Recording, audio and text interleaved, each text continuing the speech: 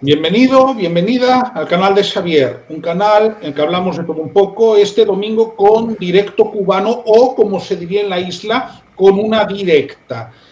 Para ello, hoy tengo el privilegio de contar, hombre, aparte de con Juan Carlos Pérez, que es mi partner del canal, Gabón, Juan Carlos desde Getxo. Gabón, es que ricasco.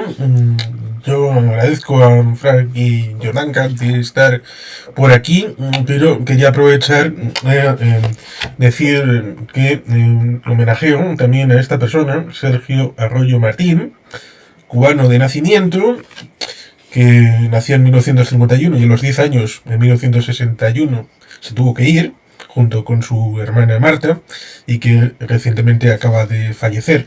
También para él, para todas las personas que se tuvieron que ir, es mi homenaje. Y hoy contamos, que es siempre un placer, con cubanos en esta directa y concretamente con Frank Hidalgo y Jordanka López Arias de la Asociación Cubano-Vasca Democracia Cuarenzat. Y perdón por la pronunciación si no es correcta. Muy buenas noches. Buenas noches. Buenas noches, Javier, Juan Carlos. Un placer tener que me hayas invitado acá al programa y un saludo también a todos tus seguidores.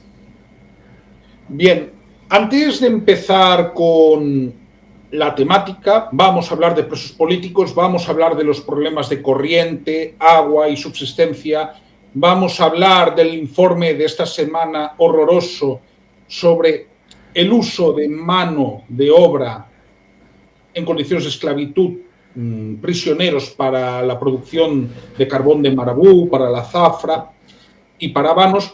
Hablemos, por favor, de qué trabajo hacéis en la Asociación Cubano-Vasca Democracia Cuarenzat, por favor. La asociación nuestra viene trabajando aquí en el País Vasco y Cantabria, sobre todo desde 2020, desde una convocatoria que hizo precisamente uno de los presos más importantes que están en cárceles injustamente prisionero en cárceles cubanas, José Daniel Ferrer, presidente de UNPAC, y él lanzó una convocatoria en el 2020 que fue la Revolución de los Girasoles.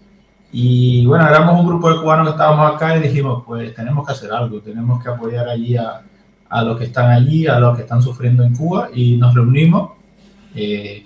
Y a partir de ahí decidimos, a partir del empuje que tuvimos en esa convocatoria, de ya organizarnos como asociación.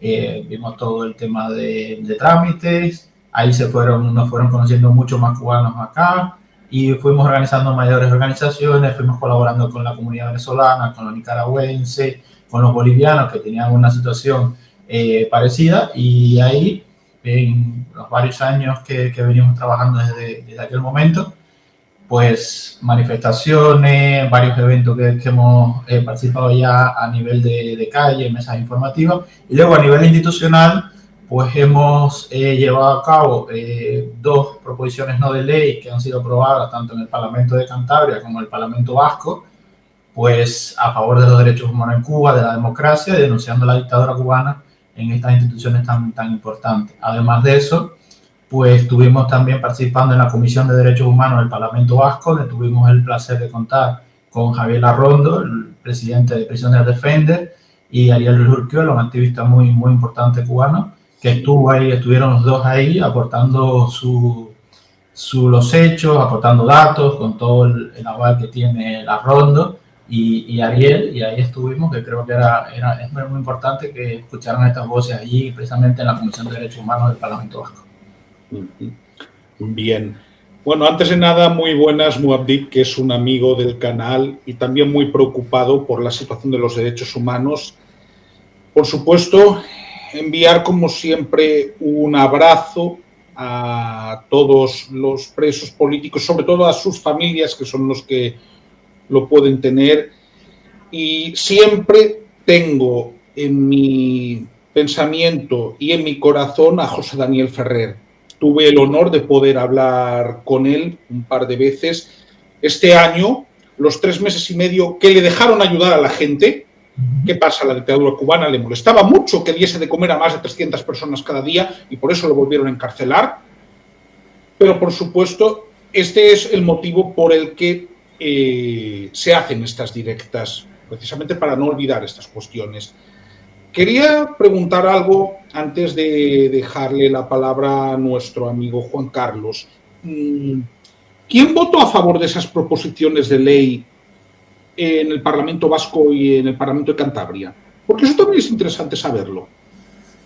En el Parlamento de Cantabria fue de manera casi unánime, con un voto de abstención por parte de Vox, pero en el Parlamento, luego se me había olvidado, también en el Ayuntamiento de Santander también se aprobó por unanimidad una propuesta ahí que también fue en apoyo a la democracia y los derechos humanos en Cuba, y también en el ayuntamiento, ahí fue unánime todos los partidos políticos.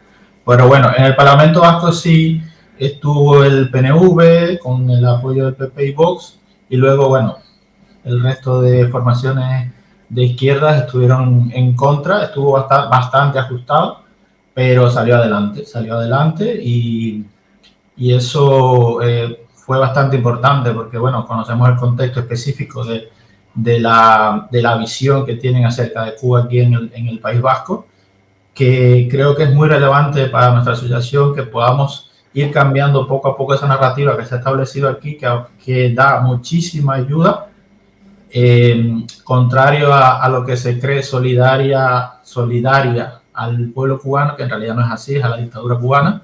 Pero bueno, como ya llevan muchos años aquí pudiendo todo ese mensaje que vaya calando, pues es muy difícil subvertir eso. Pero bueno, nuestra asociación y otras organizaciones, no solamente nosotros, sino otras organizaciones aquí en España, poco a poco pues tenemos esa labor informativa de ir cambiando esa visión que se tiene acerca de Cuba. Incluso a nivel social, porque yo, por ejemplo, en mi trabajo, cuando hablo de Cuba, la gente no se lo cree. Enseguida te sacan el tema de la salud, que es gratis, te sacan que Cuba está entre, lo diré, que socialmente es un país desarrollado, cosa que es totalmente mentira. Eso andan, como digo yo, con la hora antigua, pero claro, la dictadura cubana ha sabido vender ese discurso muy bien. Ellos han sabido vender. Y hay gente con la que tú hablas de la calle que no saben absolutamente nada de Cuba, no saben la situación política, económica, social de la isla, y se creen que aquello es el paraíso caribeño. Bueno, más bien es un programa caribeño. Javier, y te agradecemos porque es importante visibilizar el tema Cuba, la situación que se está viviendo en Cuba. Hay muchas personas aquí que todavía desconocen la realidad cubana. Yo, salvando la distancia, y a lo mejor es un poco brusco esto que voy a decir, yo creo que los cubanos estamos viviendo, los cubanos dentro de la isla, un genocidio silencioso por parte de un Estado, sinceramente, y me da muchísimo dolor porque los cubanos se están muriendo de inanición. La gente no lo cree, pero es así. Se están muriendo porque probablemente van a un hospital y necesitan una cosa tan simple como un antibiótico y no lo pueden tener y se mueren. Se están muriendo porque pueden entrar con una fractura en un hueso y no hay con qué entablillar, no hay para operar, no hay absolutamente nada. Pero la gente no lo sabe. Y supongo que también, yo siempre digo que Cuba, Cuba es como una bola de estiércol. Bien, así. Y los gobiernos, cuando tú mencionas Cuba, se quieren apartar. ¿Por qué? Porque la situación es tan grave, tan crítica, es de tantos años, que eso, yo realmente no veo una salida. Yo no sé si será porque, como sé que es negra, ahí no hay matiz, eso es negro, que no veo salida. Bien, yo siempre comento una cuestión. Yo cuando veía a José Daniel y a Nelva dar de comer en su casa del reparto Altamira en Santiago de Cuba, lo primero que me preguntaba era, vamos a ver, la gente que va a casa de Ferrer sabe perfectamente a dónde va. Y aún así va. Claro, ¿qué era lo que veías? Yo me acuerdo porque yo lo veía todos los días, ¿no? En el canal de YouTube de Lumpacu. Gente mayor, madres solteras. Es que vosotros sabéis cuánto es una chequera mínima para un jubilado en Cuba. ¿Qué puede hacer un jubilado en Cuba con esa chequera como no le mandan dinero de fuera? A día de hoy, y con la chequera mínima, no se puede comprar ni siquiera un cartón de huevo. A día de hoy. Que claro. Me parece surrealista, pero es la realidad. No se puede. Entonces, yo sinceramente opino que el país se está manteniendo precisamente por lo que estamos fuera, que ayudamos a las familias. Pero que lo ayudamos de todo, de medicina, de comida, si no, no se puede mantener, porque el gobierno se ha desentendido completamente.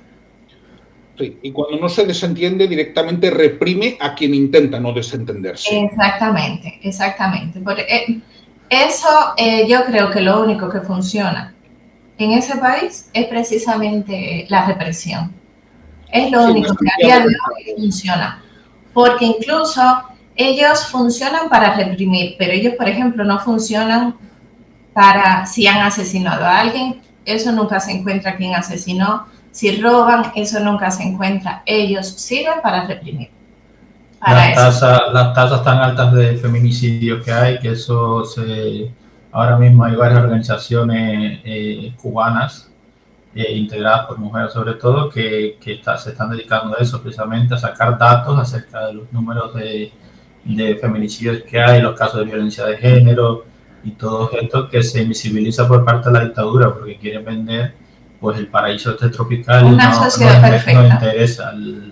no interesa que estos datos salgan a la luz, ni las tasas de suicidio, ni el aumento de las drogas en Cuba, sí, la violencia también que hay callejera. Es decir, todos estos fenómenos sociales que se van dando principalmente por el alto índice de pobreza que hay, crea una sociedad que busca salidas en el alcoholismo, en las drogas, que intenta sobrevivir a partir de esta misma violencia, sobre todo los jóvenes, en el robo, la creación inclusive de grupos, pequeños grupos, pandillas que se organizan para robar. Es decir, y todo esto, claro, afecta al turismo, que es su principal ahora mismo búsqueda de recursos, de divisas. Y claro, esa imagen no se puede desvirtuar, esa imagen de paraíso tropical seguro que siempre se ha vendido de Cuba, pues no se puede desvirtuar a partir de todos estos fenómenos que se vienen dando. Y ellos no pueden hacer nada con esto, son cosas que se vienen dando más allá de la represión, del propio hecho de reprimir. Efectivamente. Yo por ejemplo, siempre digo, cuando alguien pone en duda lo que yo digo, lo que hemos planteado en la asociación, yo siempre digo, a mí me encantaría estar mintiendo, me encantaría porque sabría que mi familia y el resto de los cubanos, ya ni siquiera mi familia, el resto de los cubanos ahí dentro están bien. Yo miento y ellos están bien, eso me encantaría. Pero no, es que no mentimos y hay que vivirlo allí, porque incluso mi madre, que es de la generación del 60, mi madre me lo ha dicho, mi madre vivió y nosotros también lo vivimos, el periodo especial cuando cayó la antigua Unión Soviética, eso lo vivimos nosotros, sabemos lo que es. Y mi madre a día de hoy me dice, es que es peor, la situación actual es peor. Entonces, nada, es una situación, como yo digo, para mí es un genocidio silencioso hacia los cubanos, de verdad. Porque no hace falta que caiga una bomba ni nada para estar matando a la gente en vida. Bien, vamos a hacer una cosa. Le voy a dar la palabra a Juan Carlos. Como afiliado del PNV, es conocedor de la postura que ha tenido su partido con respecto a la cuestión cubana, pero seguro que puede añadir también otras cuestiones y matices. Así que, Juan Carlos. Creo que se han comentado cosas bien interesantes respecto de aquellos que viven en la hoja del lunes. O esto igual sería hasta demasiado moderno. Has citado el caso de la Unión Soviética y el campismo parece que opera en buena medida, teniendo en cuenta de que solamente con el tema de las tasas de feminicidios, hay formaciones, partidos, sindicatos que se dicen feministas en España, en Europa, que solamente por ese hecho tendría que reivindicar la eliminación de cualquier agresión contra las mujeres, como lo buscan en España, en Cuba, como elemento fraternal. Y algunos dicen también ser hispanistas, ser de la hispanidad, pues con más razón tendrían que buscar esta situación de fraternidad con las mujeres de Cuba acerca de la erradicación de algo que buscan erradicar aquí, en este lado del charco. Resulta también curioso porque el campismo que está por encima de...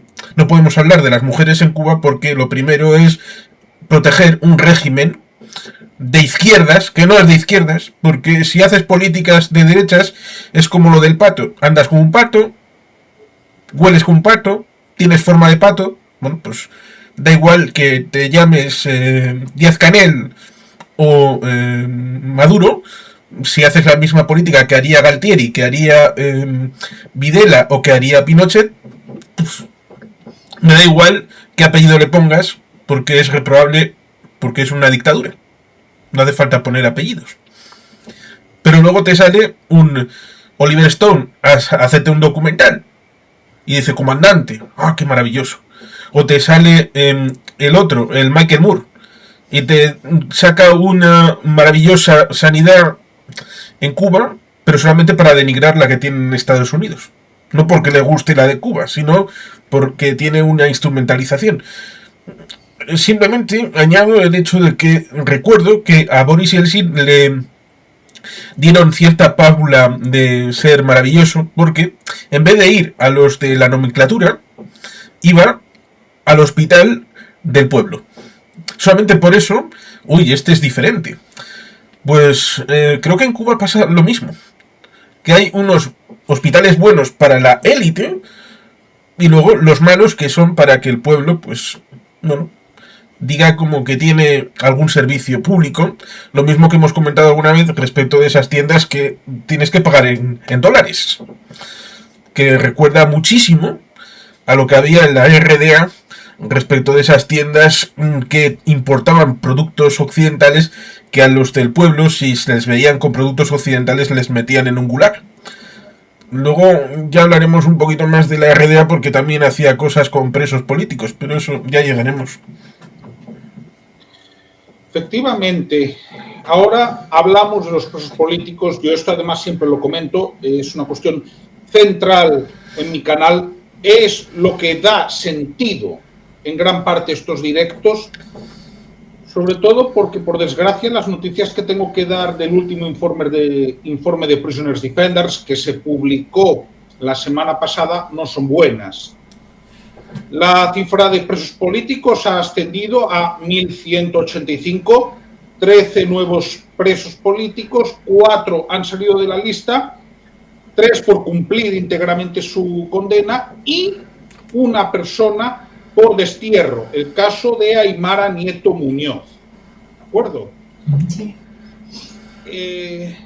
Claro, el problema, y esto también vosotros lo conocéis, que el proceso de monitorear y contabilizar todos los presos políticos es complicado, ¿no?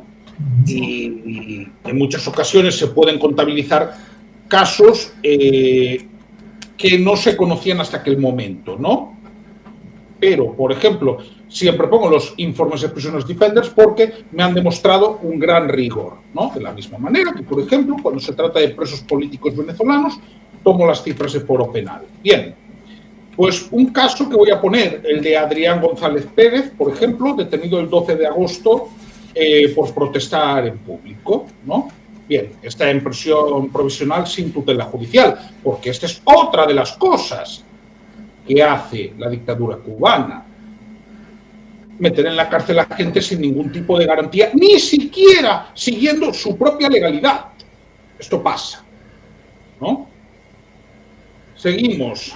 Vamos a ver. El caso de Leonardo Maleta Veranes, que es muy interesante y hablé en la anterior directa. Este joven es del reparto Altamira de Santiago, es decir, en castellano, el barrio de José Daniel Ferrer. De hecho, lo detuvieron por hacer pintadas en favor de la libertad de Ferrer. Bien, pues está en el Versalles, pero que nadie se piense que el Versalles es un palacio ni es un restaurante. No, es un centro de torturas que hay en Santiago.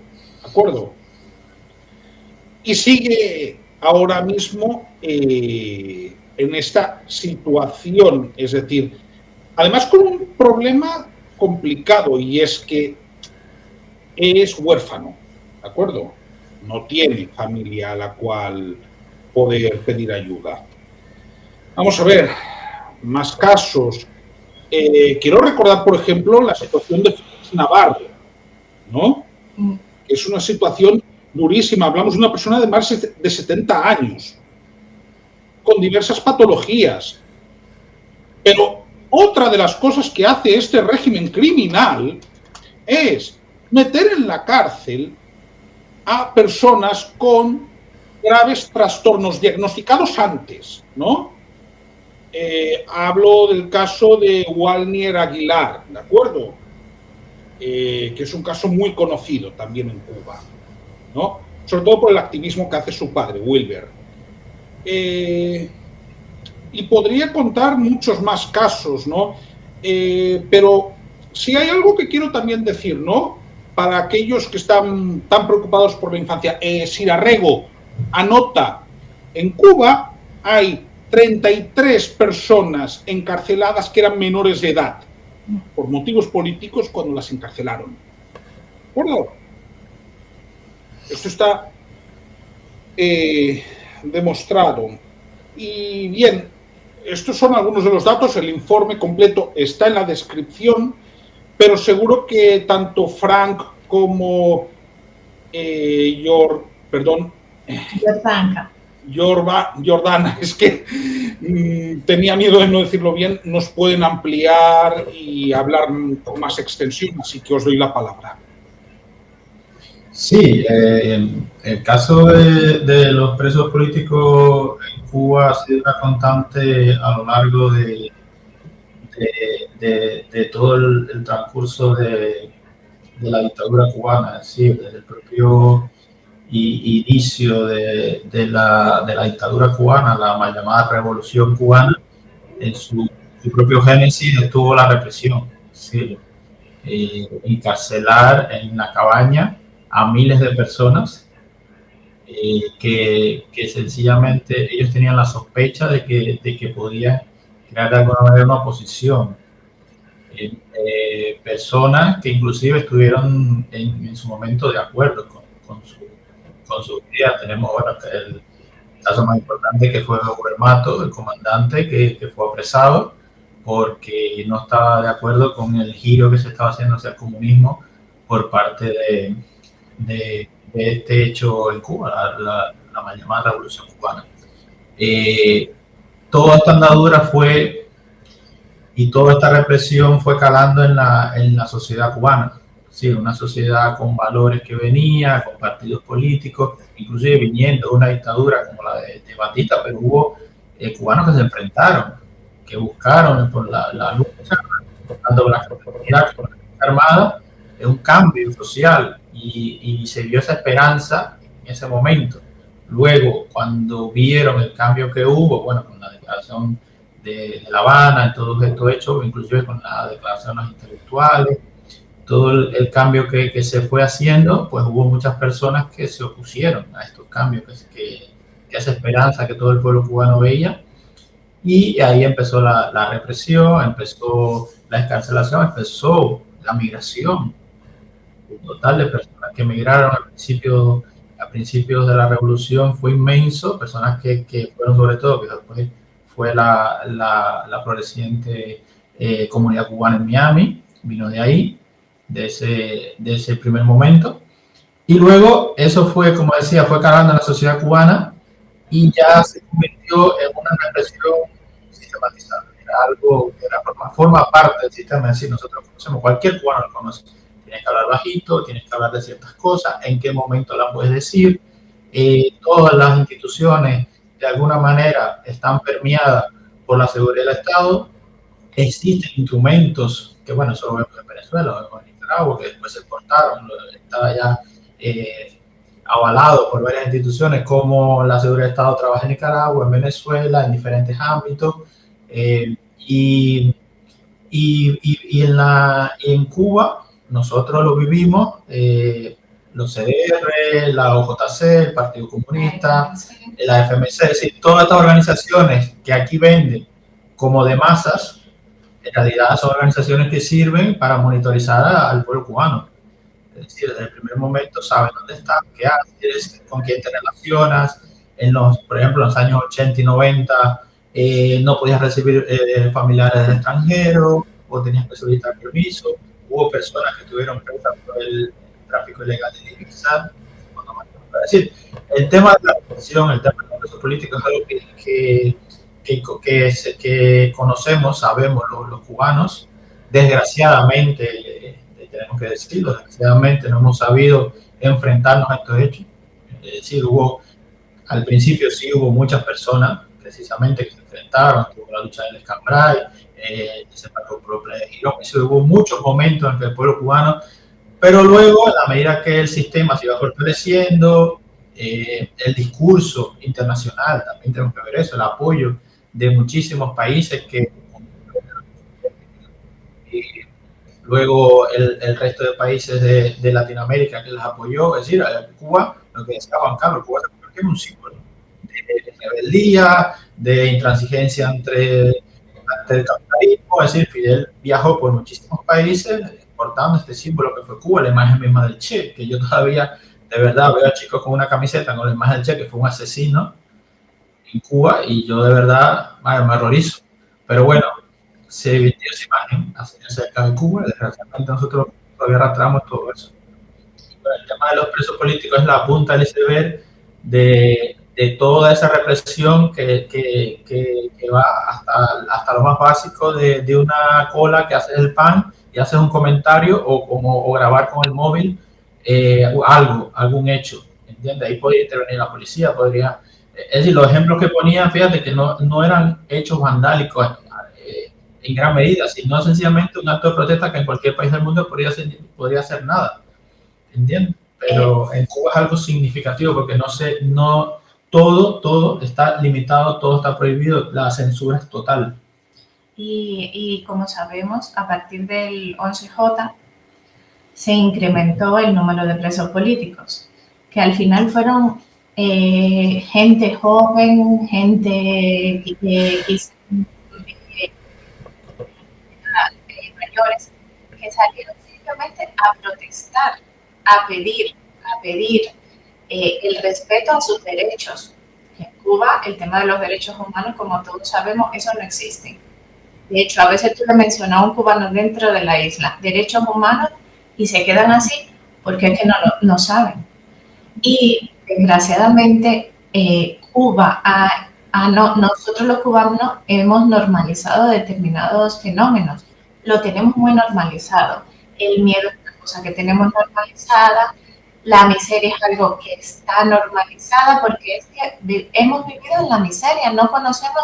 Cuando tú vives dentro de la ignorancia y no conoces otras cosas, ya te conformas. Algo importante que Javier mencionaba y era el tema de los menores presos. Es terrible que hayan tantos menores presos, incluso se realizaron juicios. En Cuba no existe la presunción de inocencia.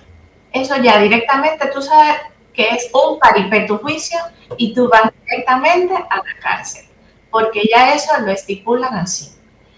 Yo recuerdo el caso de un chico que salió, eso nunca se me olvida, con un cartel que decía, socialismo sí, Represión, no.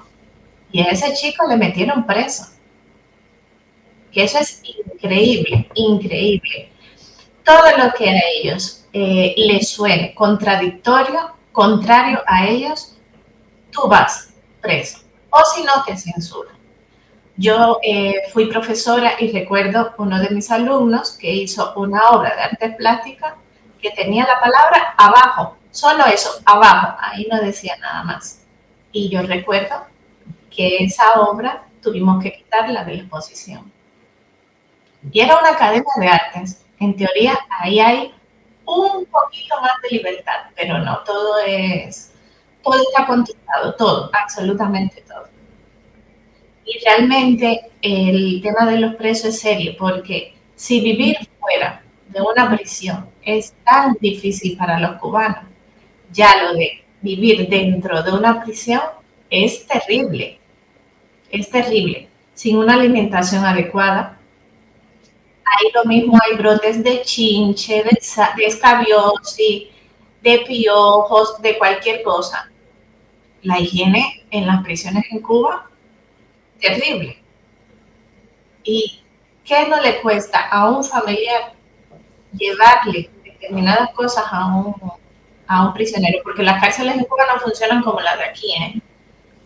Los familiares tienen que llevar lo que le llaman las bolsas. La java. Exacto, las jabas, con lo poco que puedan recaudar de fuera, de la calle. Ya ellos tienen poco, como también para ayudarlo a un familiar. El caso del prisionero que me dice que es huérfano, esa criatura es terrible, realmente. No es solo eso. Yo quiero recordar un nombre que es Manuel de Jesús Esplugas Guillén, a finales de noviembre del año pasado en Combinado del Este. Creo que no hace falta decir más porque vosotros conocéis el caso. Sí. ¿De acuerdo? Sí. Y hablo de la absoluta indefensión de la que se encuentra un preso político también dentro de prisión. Tenemos que hablar de las veces que han torturado a José Daniel Ferrer. Sí, Y hablo de José Daniel Ferrer, pero podemos hablar de muchos, ¿eh? Luis Manuel, los casos de Luis Manuel, los Michael Sorbo. En los casos de tortura física y tortura psicológica están totalmente la negación de asistencia médica, que es muchísimo dentro de las cárceles. Bueno, ya luego el recurso también que están utilizando, que es expulsarte del país. Es decir, se cogen, sencillamente si no te doblegas o haces algo que ellos vean que medianamente tengas una postura más flexible, sencillamente te expulsan del país, no entras al país. Hay casos también de muchos activistas, sobre todo de la intelectualidad con el 27N, que la mayoría están fuera del país, no los dejan regresar.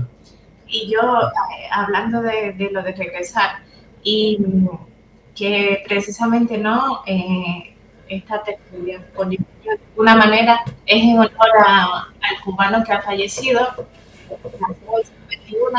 no sé si habrá podido regresar, pero muchos cubanos no han podido regresar. Y no hay derecho. Porque hay cubanos que no han hecho absolutamente nada, simplemente se han opuesto, han levantado su voz en contra de algo que realmente es inhumano. Sí, vamos a darle palabra a Juan Carlos.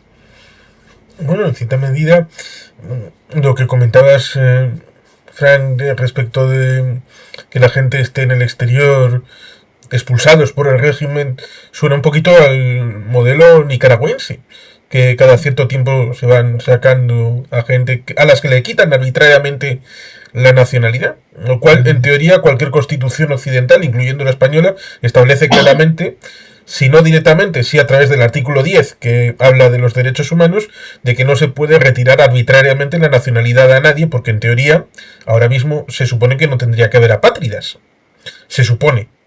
Ya lo de que sea una cosa práctica, pues ya es la diferencia entre lo que dicen los papeles y lo que pasa realmente en la vida auténtica, con lo cual ahí tenemos discrepancias bastante claras. Y es cierto que bueno, pues hay una continuidad respecto de estos regímenes, sea Nicaragua, sea Cuba, sea Venezuela, pero más allá de lo que estáis haciendo y lo que intentamos un poco en nuestros canales de picar piedra, porque una cosa no existe si no haya nadie que lo reivindique, y por eso en euskera se dice Isena, Isanadu, Isana y Senadu, lo que tiene nombre existe. Y por eso ponerle nombre a cada uno de los torturados, a cada uno de los presos, es ponerlos en la realidad, es sacarlos conceptualmente y ponerlos aquí, para que estén también con nosotros. Sí, en Estados Unidos ahora mismo se está haciendo un trabajo en muchas organizaciones de exponer a todas estas personas que han emigrado a Estados Unidos y tienen crímenes. En Cuba, sí, fueron personas de la seguridad del Estado, fueron jueces, ha habido casos ya de jueces que han apresado y han devuelto a Cuba, es decir, con fiscales, personas que torturaron, porque las mismas víctimas se han encontrado con las víctimas allí y las víctimas le han denunciado. Pero Frank, ahí se me ocurre una pregunta que yo debo hacer. Es decir, yo a Frank y a Jordanka, ¿no? Yo me encuentro con que hay jerarcas que yo sé que no podrían poner un pie en Lincoln Road en Miami Beach, pero que sí que lo pueden poner en la calle Serrano de Madrid. La complicidad de Europa, bueno, qué decirte, sí, España le vende armas a Cuba, sí, hay acuerdos de venta de armas a Cuba, está ahí de material de antidisturbio. Se les está vendiendo armamento. Sí, les venden material antidisturbios a Cuba. Sí, es decir, para la PNR, para que apaleara más manifestantes. Le vende repuestos, le vende, ¿cómo se llama esto? Armas también de caza, también una parte de recreativa, pero también le vende también material antidisturbio. Están en las actas y todo, porque creo que eso tiene que revisarlo alguna comisión en el Congreso. Están todo bueno en las actas, los números. Y eso que creo que también en algún momento lo has puesto Prisoner Defender, de cómo España permite esto. Y está ahora mismo con el tema de Israel, de prohibir la venta de armas a Israel, y tenemos casos ahí también como el de Cuba. El de material antidisturbio, antes del 11J estaba vendiendo material antidisturbio, que fue bastante relevante, que inclusive se pensaba que ese material fue con el que reprimieron a las personas del 11J. Sí, era posiblemente. Eso es de una extraordinaria gravedad. De hecho, sí. Y ahí está. De hecho, durante la pandemia, ellos recibieron materiales antidisturbios. Medicina no, eso no. Pero materiales antidisturbios, yo siempre digo, como se refugian en el bloqueo, que eso es un bloqueo selectivo. Es un bloqueo para lo que ellos quieren. Porque para que entren patrullas, para que entren materiales para reprimir, ahí no hay bloqueo, ahí no. Ahora se refugian en eso cuando quieren, por supuesto, tapar su mala gestión. Ahí sí. Es revelador y eso explica determinadas cuestiones. Y esos informes están, De hecho, yo creo que no puede entrar aquí a la UNESCO. Sí, es público, Y eso, ya te digo, están las ayudas también que dan a nivel europeo, organizaciones que le apoyan directamente a su discurso. No es menos cierto que cada vez son menos, es decir, es cada vez menos porque ya el discurso no se sostiene en sí mismo, es decir, Cuba ya no es símbolo de nada, más allá de un sistema decadente, de todo su pueblo emigrando, y ya es muy difícil ya, además de que tiene la figura esta de Díaz-Canel, es totalmente mediocre, no lo pueden llevar a ningún sitio, no participa en ningún evento de gran magnitud, y solamente aquella izquierda más férrea, vamos a decir, es la que... Ahí está. Sí, de Cibercuba, pero efectivamente lo he confirmado como mínimo en 2020 y 2021. Sí. Efectivamente. Los informes, habría que... Yo los tendré por ahí porque me los descargué, porque quería seguir esa línea de investigación, y es interesante cómo sí, si te pones a averiguar también las ayudas que da Europa, porque no solamente España.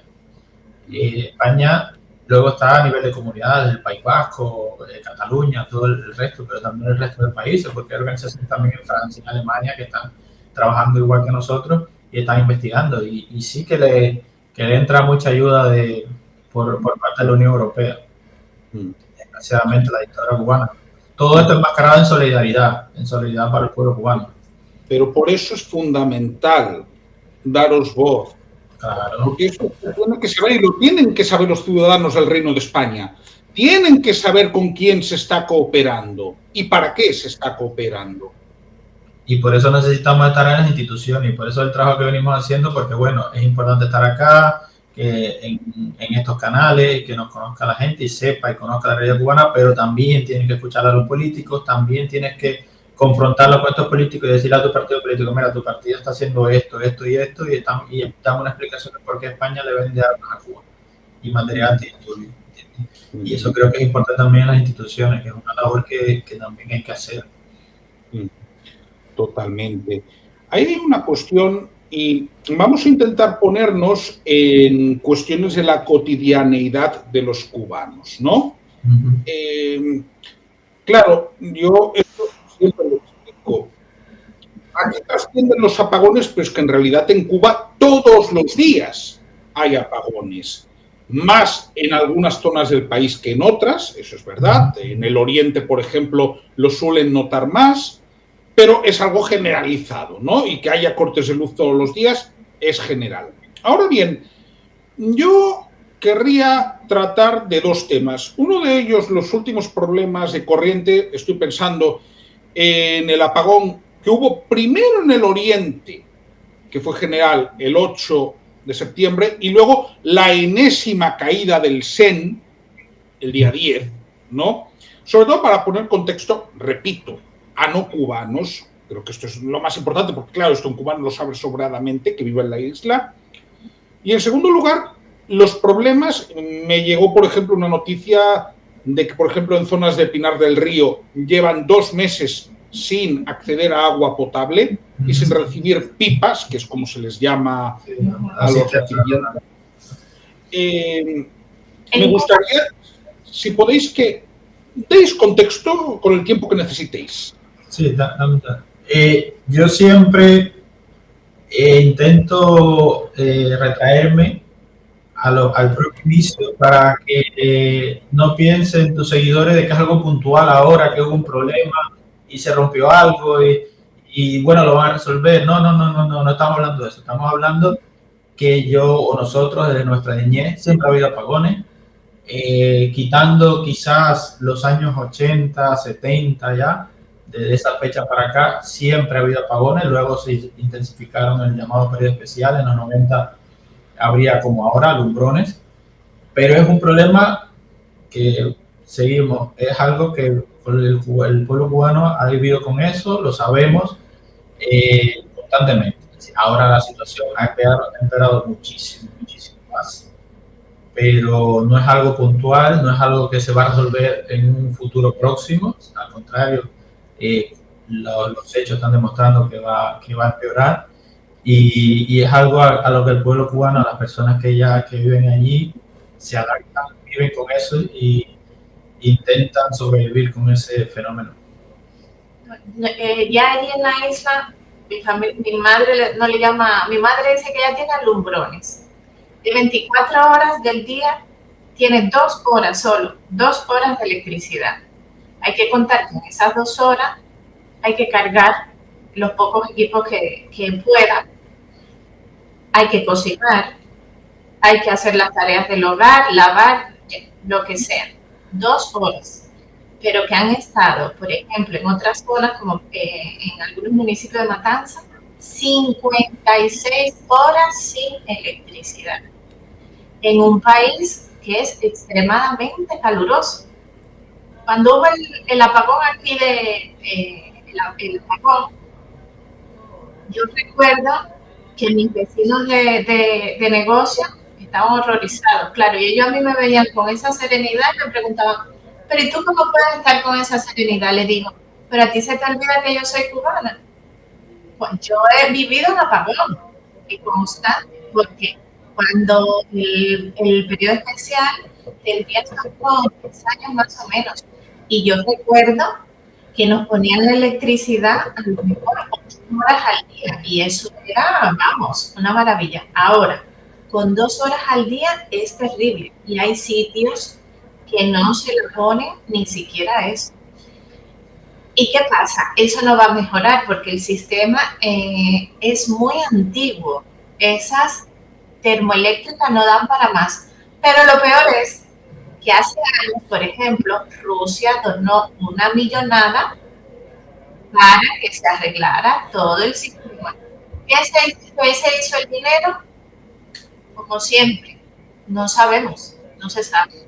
Y relacionado con esto, Javier, pues lo que tú decías de la falta de agua, claro, Jordanka se está refiriendo a la parte residencial, ¿vale? Okay.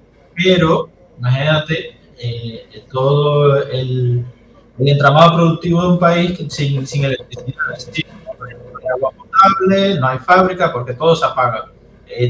Las tiendas, el negocio, todo se apaga, el país se apaga y deja de producir.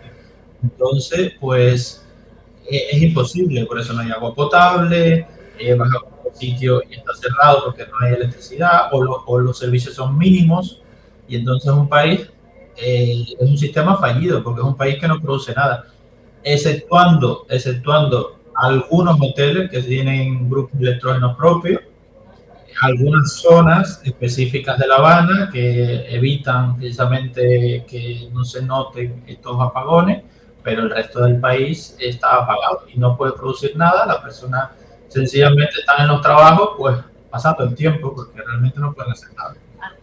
Hace poco, ¿no? Ocurrió con un avión que iba de Canadá hacia Cuba. Tuvieron que desviarlo porque la torre no tenía...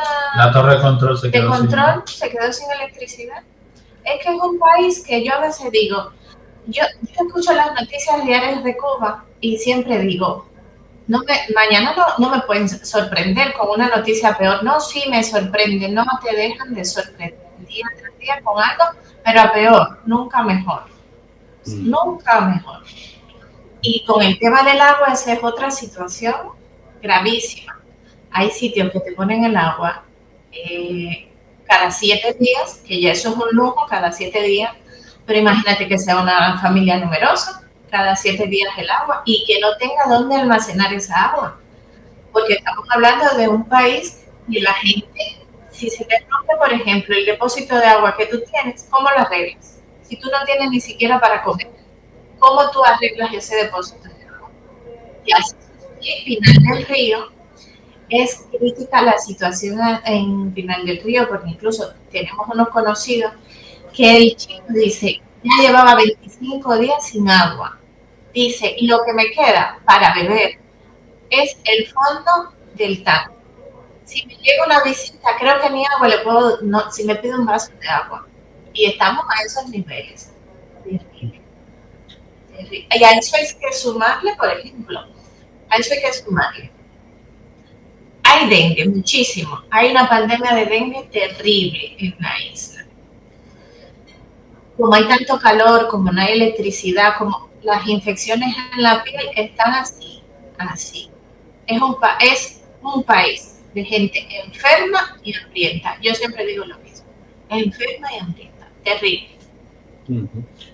Juan Carlos, tú alguna vez me has hablado precisamente de esos dineros, ¿no?, que le tenían que haber gestionado desde la dictadura cubana, ¿no?, para hacer cosas que luego no se han hecho, ¿no?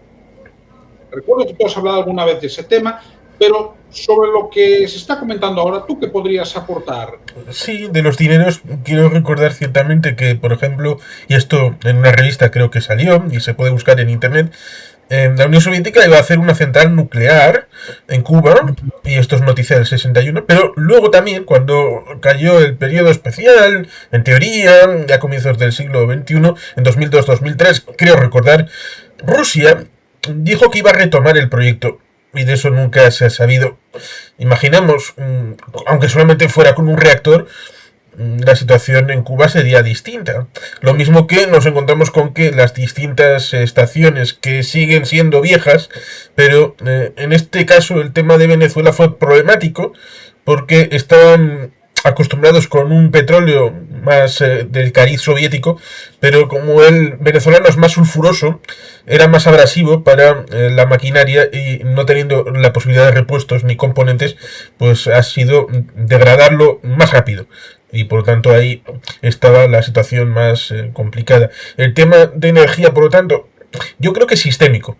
Tiene que ver con el marco ideológico, dogmático, de funcionamiento, de forma de trabajar, porque quiero recordar que en 2016-2017 en Venezuela, que la revolución iba a cambiar todo y iba a ser un nuevo modelo que no sería de renta petrolera.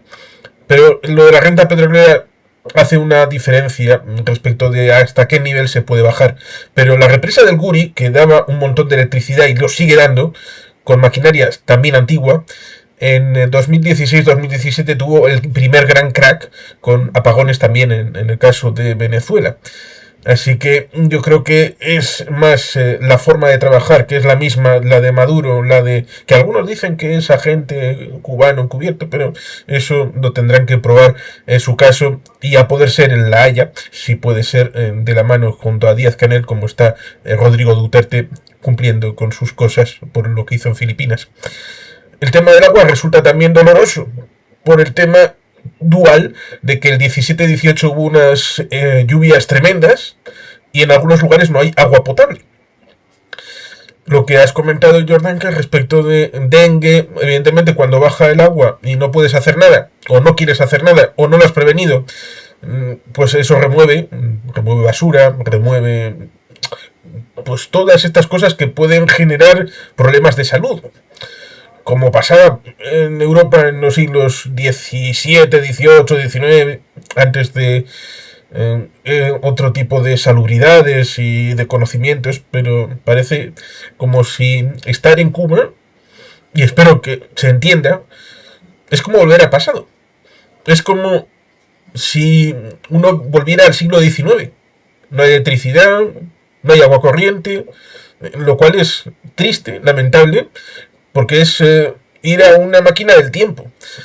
Y es tan grave que incluso he leído que por el tema del agua ha habido hasta protestas en el Vedado.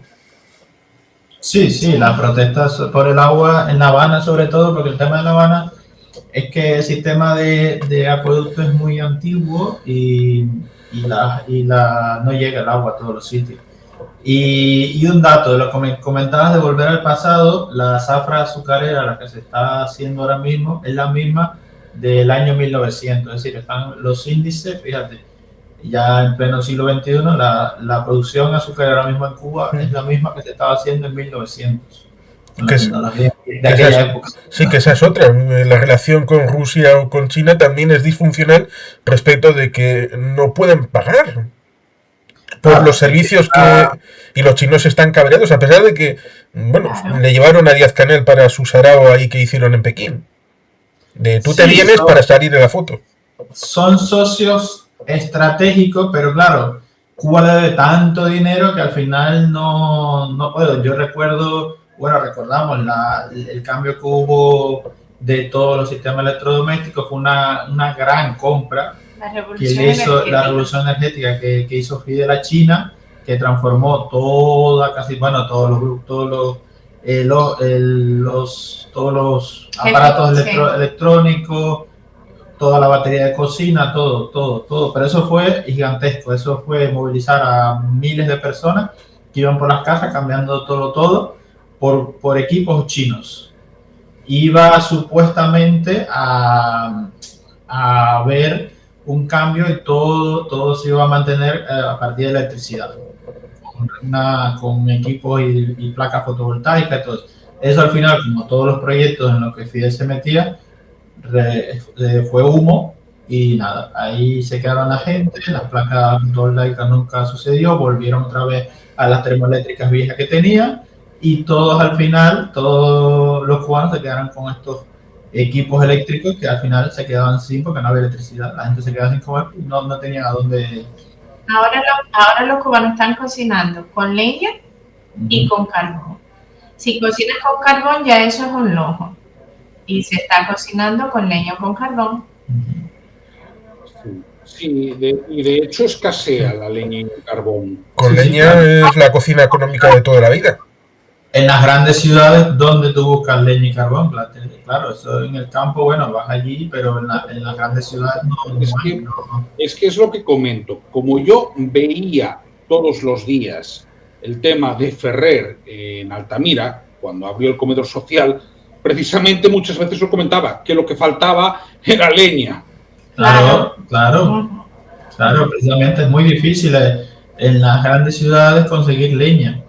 Yo recuerdo donde yo vivía que todos los bosques alrededor ya no había bosques porque todo lo habían talado, porque la gente buscaba leña y trataba de resolver con eso. Claro, pero es terrible, Juan Carlos, y es eso, pero es que hay gente también que busca eso, hay mucho turismo que busca eso, el coche antiguo, la consigna, las paredes de La Habana, hay mucho turismo español también que va a Cuba buscando eso.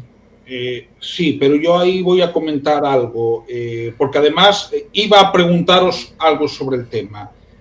Vamos a ver, yo voy a ser honesto. Cuba es uno de los países, bueno, después de lo que digo ya ni me dejarían entrar, pero como comprenderéis me da igual, porque llevo años diciendo esto. Pero, aunque pudiese, a mí me generan dos problemas, y esto es mejor preguntárselo directamente a un cubano. En primer lugar, que a mí no me da la gana de darle dinero a Gaesa. Esto para empezar. En segundo lugar, porque creo que esto además reproduce un estereotipo sobre Cuba y los cubanos que yo detesto. Entre otras cosas porque tengo amigos cubanos, ¿no? Entonces, yo sí quiero aprovechar la directa que hacemos hoy para que se hable primero de cómo desde aquí, ¿no? En este caso desde Euskadi, vosotros, yo estoy en Galicia, pero en España en general, uno se puede acercar a la realidad cubana. ¿Qué es ético hacer y qué no es ético? Porque lo repito, es que a mí, ¿yo por qué no me he planteado hacer turismo en Cuba? Porque es que realmente yo no quiero que mi dinero vaya a porrear a manifestantes o a meterlos presos. Y eso es Gaesa. Sí, una Gaesa que tiene el 40% de la economía cubana y encima reconocen que ni la propia controladoría de una dictadura puede meter mano a saber qué pasa ahí. Sí, exactamente. ¿Qué es ético? ¿Qué no? A ver, yo creo que lo peor son las brigadas estas de solidaridad que salen desde aquí, desde España, desde Europa, desde Alemania, desde Francia. Brigadas de solidaridad que van allí a tirarse la foto, que van a vivir la experiencia revolucionaria.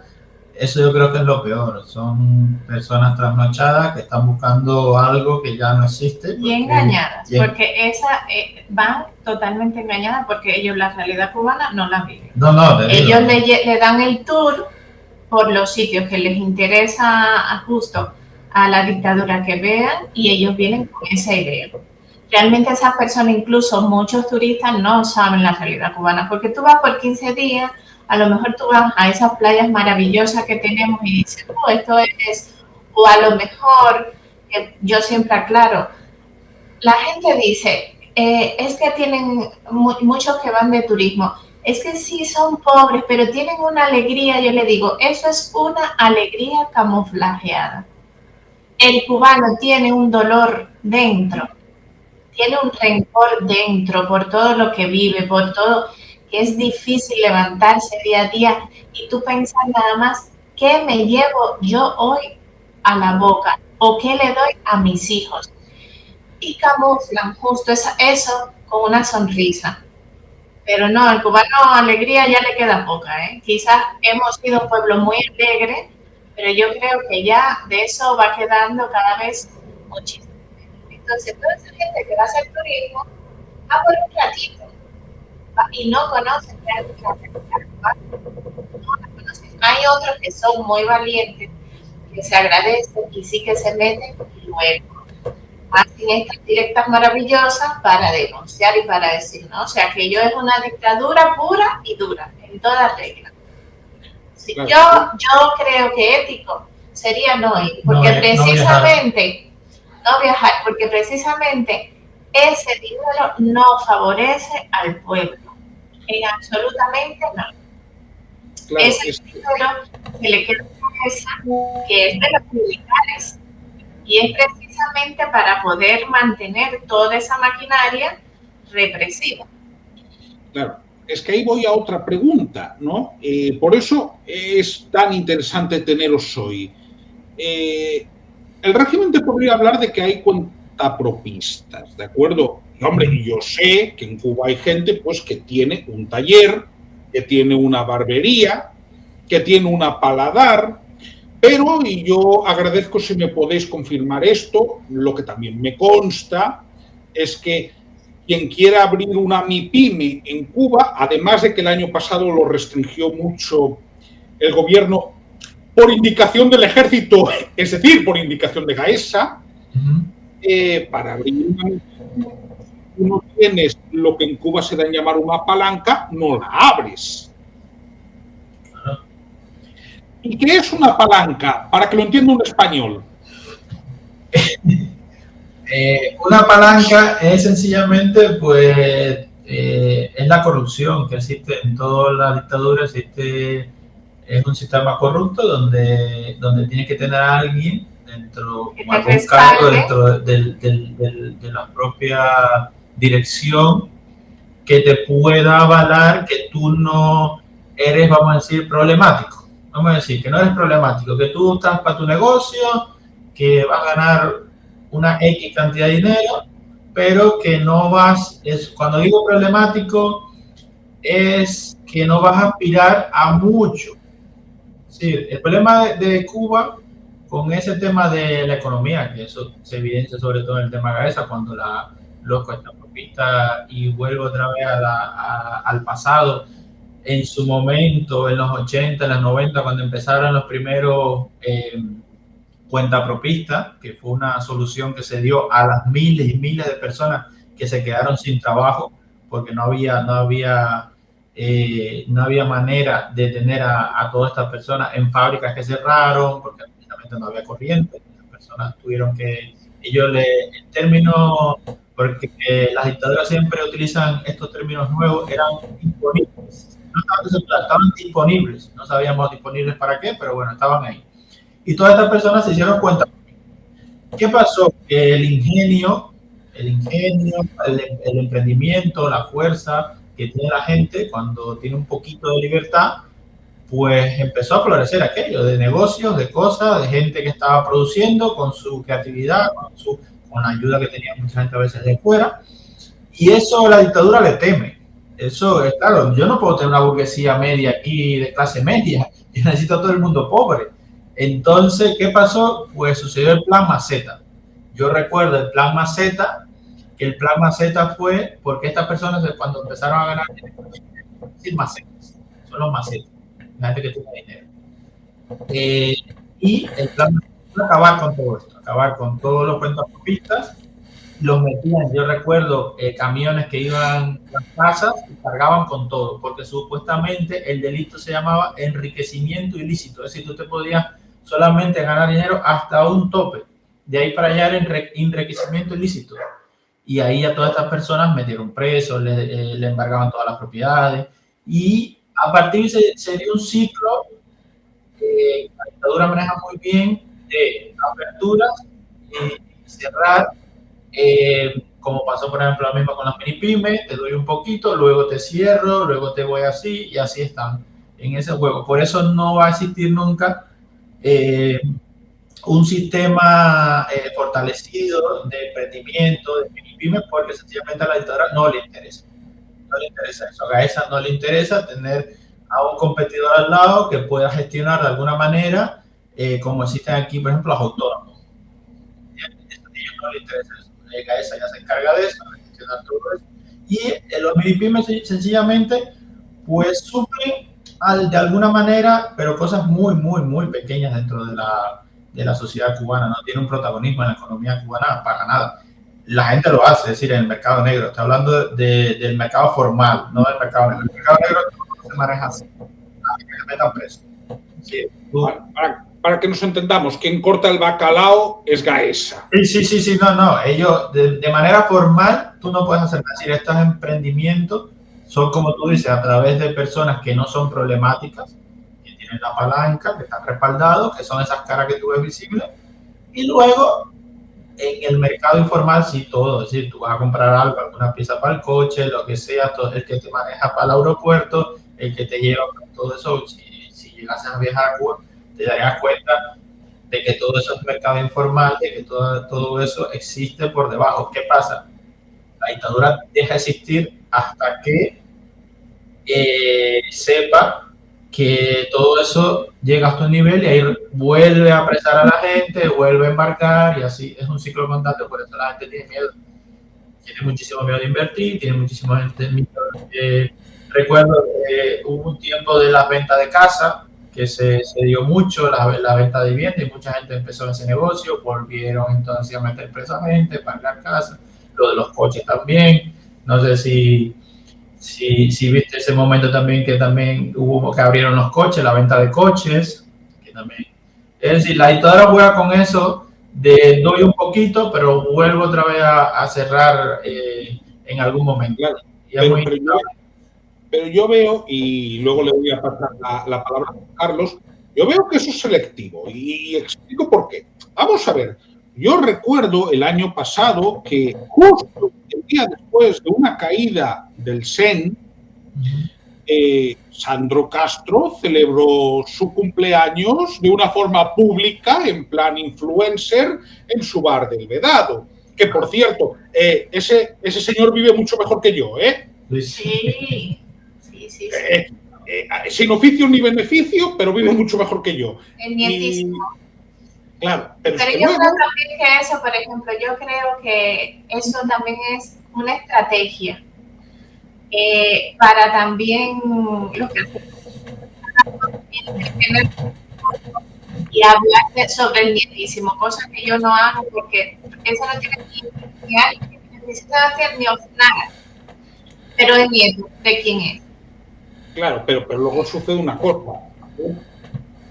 No hablamos del nietísimo, me parece muy bien, pero es que luego resulta que el hijo de Manuel Marrero, el primer ministro, aprovecha esas palancas para poder abrir negocios. Claro. Sí. Y la élite, sí, claro, la élite, estamos hablando ya ni siquiera de palancas, son personas que pertenecen ya a la élite, las que pertenecen a la élite pueden abrir todos los negocios, aquí viven en España, muchos de sus familiares viven aquí en España, viven en Estados Unidos algunos, así viven viajando. Eso está hablando no de las personas que necesitan un aval, no personas que están dentro del sistema, pertenecen al sistema, es decir, no están restringidos por nada.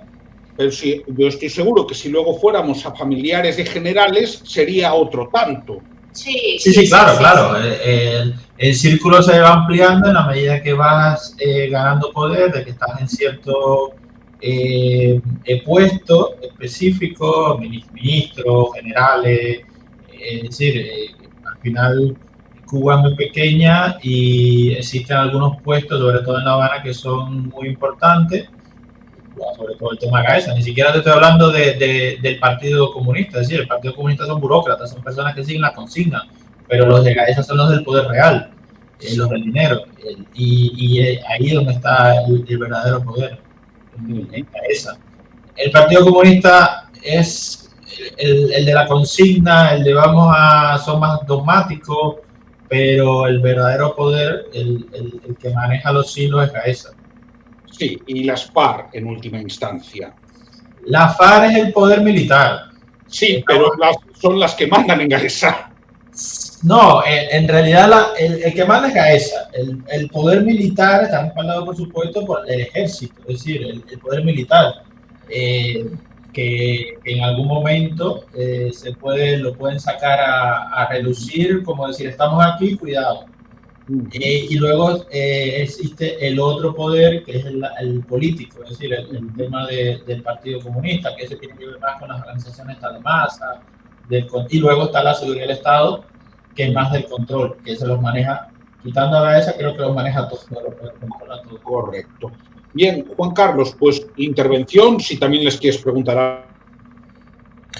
No sé si preguntar, porque esto, yo por eso utilizo el término conversatorio, porque me parece más fluido que esto de la entrevista. Estaba pensando si el cubano de a pie se llevaría una sorpresa o no, sabiendo que de los 3 más mega ricos de toda Asia, el número 2 y el 3 son chinos, lo cual igual casa mal con la percepción que se puede tener, sobre todo cuando supongo que pocos cubanos pueden ir a China en persona para ver lo que puede suceder en ese país. Más allá de lo que contaba Fidel, que sí, recuerdo alguno que otro cuento, o luego Raúl, esto se lo comenta a veces a Gustavo Bender, pero no le conoce. Walter Martínez, originario en Uruguay, que tiene un programa, o lo tenía, un dossier en Venezolana de Televisión, y que alguna vez pues han triangulado con entrevista a Raúl Castro y también Raúl contando sus cuentos, lo cual resultaba interesante porque en parte revelaba el injerencismo de Cuba en el hemisferio occidental, que es incluso mayor que el que dicen que tenía Estados Unidos, y también en África, con el tema de Angola, el tema de Etiopía, y que, para que la gente entienda, la idea del Plan Cóndor responde al plan de la OLAS en el 1967 en La Habana. Una cosa no existe sin la otra, pero borran lo de la OLAS para que digan, uy, qué malos la gente en el norte y en las dictaduras, el Plan Cóndor. Ya, causa-efecto. Post hoc ergo propter hoc, un latinajo que lo dejo ahí para que si la gente quiere buscarlo, pues lo busque. Cuando nos encontramos con la intervención en África, ese dinero fue fundamental para luego agudizar lo que fue el periodo especial. Si no hubiera habido el injerencismo, igual el periodo especial habría sido distinto. Y a este está como ejemplo, porque Fidel parece que tenía cierta agilidad a la hora de ver por dónde iban, y en verano del 89 veía que la cosa era difícil, seguro que preveyó con cosas que luego las dictaduras suelen hacer, como es el tema de, lo hemos comentado una vez, el juicio al general Ochoa como un posible rival en situaciones de dificultad. Esto lo hacen todos los regímenes totalitarios y dictatoriales, y en el momento actual esta situación respecto de la economía con cogollos. Si lo hace Xi Jinping respecto del poder unipersonal, pues cómo no va a pasar también en Cuba de tratar de monopolizar y que cada vez sean menos personas las que controlen el tema político, el tema militar, el tema económico, hasta el punto de que le comentaba a Xavier de que si alguien en Cuba quiere establecer una MIPYME, le sale más fácil hacerla en Miami.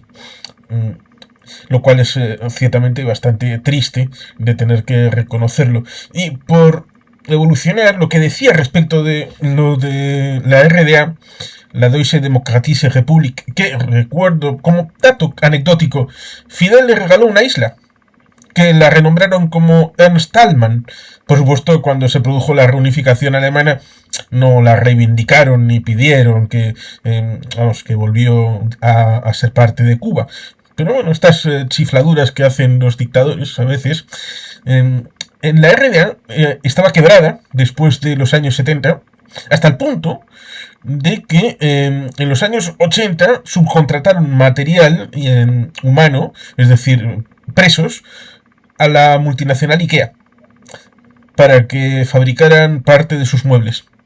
Incluso subcontrataron también material humano, es decir, presos políticos, a industria farmacéutica para que fueran cobayas de medicamentos que en Occidente pues necesitaban que alguien los probara y salía más barato subcontratarlos a presos políticos en la RDA que a animales, como suelen ser cerdos, monos. Hasta ese punto se llegó a degradar el concepto de la vida en el ámbito de la RDA.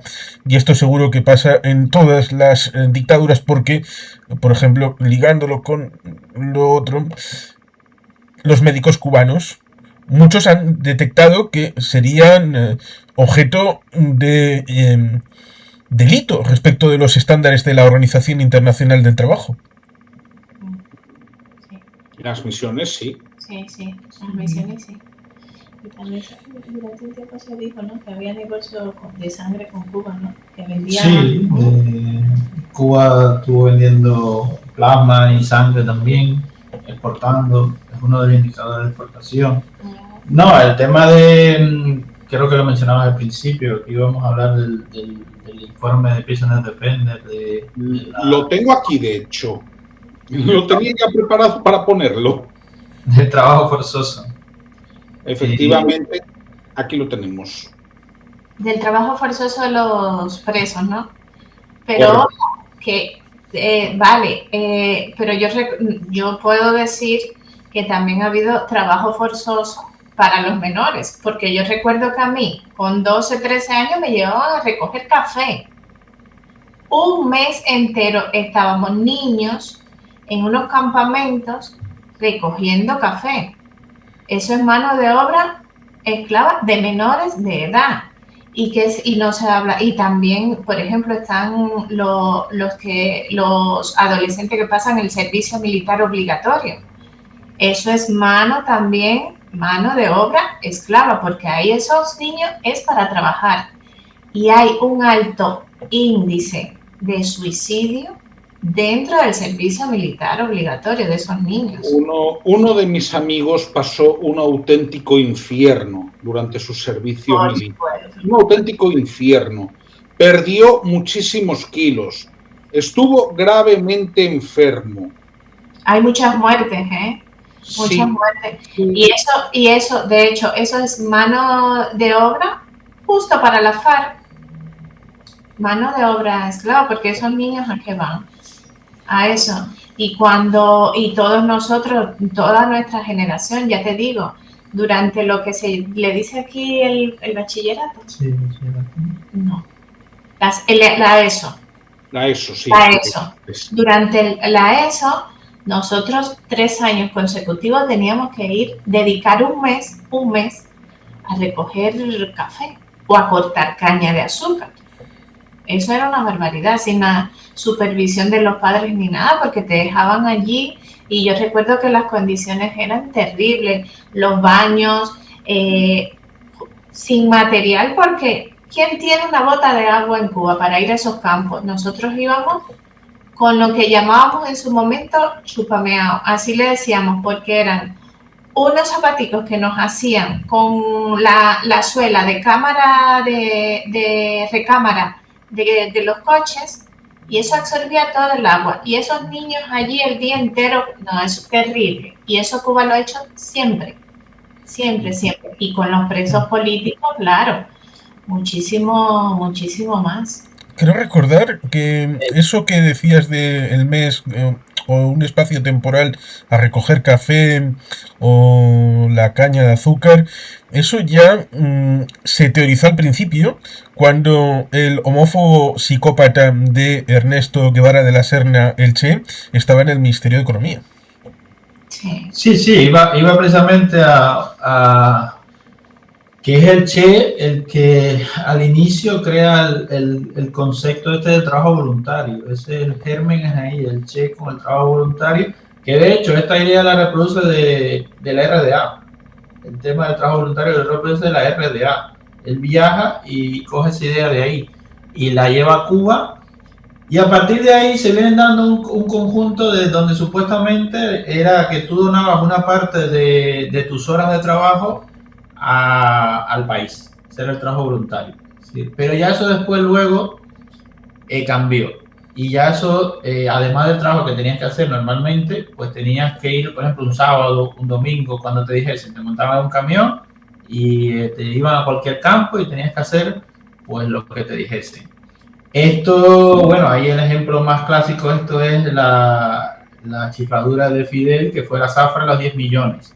En la zafra de los 10 millones, pues todo el país se cerraban fábricas, se cerraban oficinas, se cerraban empresas, y todo el mundo lo mandaban a la zafra a cortar caña para lograr la zafra de 10 millones. Bueno, la zafra de 10 millones no se logró, era imposible. Y así esta idea se siguió extendiendo a todos los niveles, hasta que ahora, por ejemplo, después vino la idea esta de la escuela al campo, vino luego la idea en las empresas tú también tenías que hacer la guardia, ¿cómo se llamaba? Sindical, la guardia sindical, que era que tú tienes que cuidar el centro de trabajo. Todo esto gratis, estamos hablando de cosas gratis.